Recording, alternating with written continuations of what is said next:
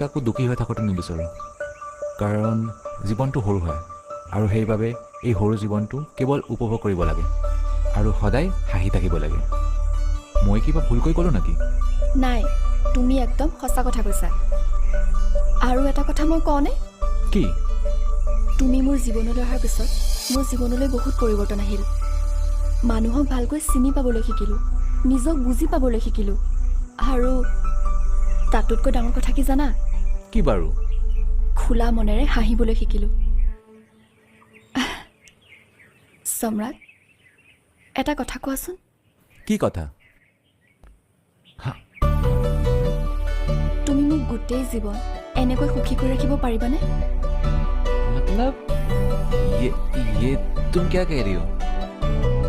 সঁচাকৈ কৈছোঁ, তোমাৰ কাম, তোমাৰ স্বভাৱ চৰিত্ৰ এই সকলোবোৰ দেখি যেন মই